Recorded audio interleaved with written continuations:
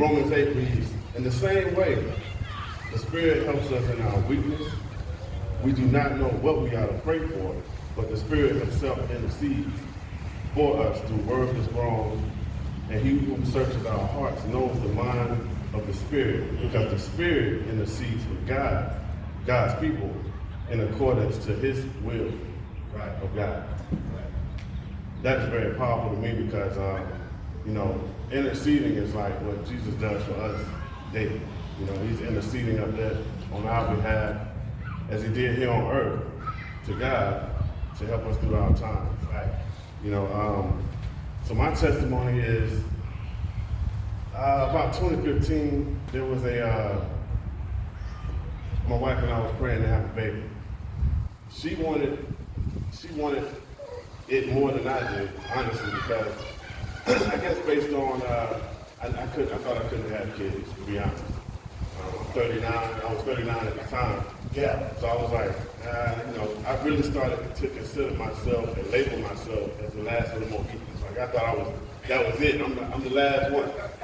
So, what happened was she started going into intense prayer, and we had a moment where let's just say it was a missed opportunity. Okay. So that was really hard for her, and it was hard for me too, but I can see how it affected her. So, I say fast forward a year later. At this point, we're like in heavy prayer. God was sending me up to Stone Mountain. Like, I would ask people, hey, let's go to Stone Mountain and pray. But nobody would come. So here I am like, okay, all right, I got it, so we just go back to sleep. But God always said, he would get me up and say, no, you need to go to the mountain. So I would continue to go as planned, get up there, and I would come back down feeling amazing. But all that to say, fast forward to 2016, my wife was getting ready to have surgery to have thyroid removed. And if you know what that is, that means they have to basically cut your throat from here to here to remove it. Okay? So it was a serious surgery. And for her and I, we was just praying about it. So we're in there, and the doctor has to give a pregnancy test first, right? To make sure before you go into surgery. So I'm sitting there texting everybody like, okay, let me text everybody for prayer. I wasn't paying attention. So the nurse said something like, I could do it again. And I was like, do what? I didn't realize she had gave my wife a pregnancy test. I see my wife kind of tearing up, so I was like, okay, what's going on? She run it again, and come to find out we weren't pregnant at that time, man. It was just mind-blowing, what God had done, because it was a thing where I knew it was working. Yeah. My wife had been praying, I wanted it. So then it went into the next thing. I was like, okay, God, my wife is pregnant. I want a son. I kind of been through that already. Stepfather. I was like, I want a son. Yeah. And lo and behold, the next part of it was, he blessed me with a son. Amen. So while she was pregnant, we found out I was having a son. I continued to pray, and my wife, that he come out healthy. That he come out he developed well, like all the prayers, and I can remember just telling God, this is your child. Yeah. This is your child. And when I tell you, from what my experience, I know hers was just like any other.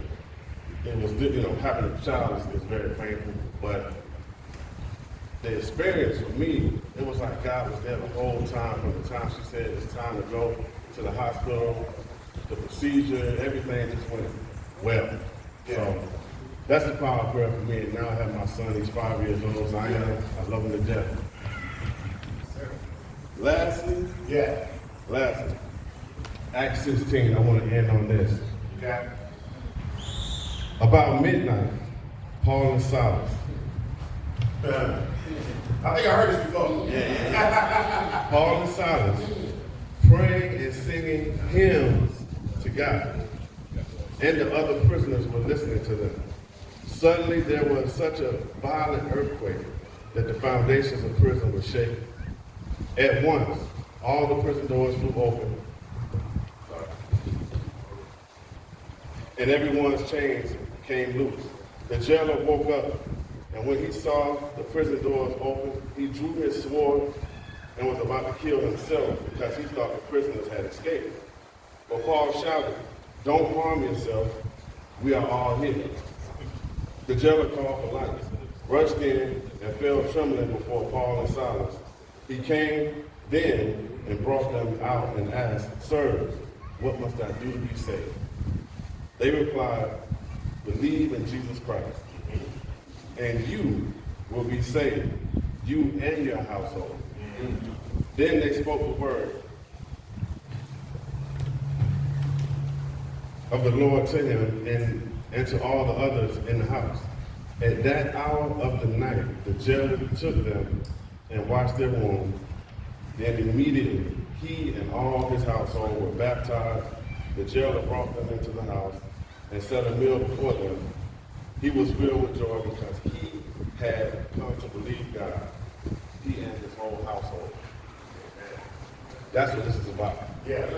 Praise, prayer, praise, and purpose. The purpose was, and here, they praised God, they prayed to him, the chains were released, and then people were baptized. That's what it's all about, man. Make a disciple. Amen. Thank you.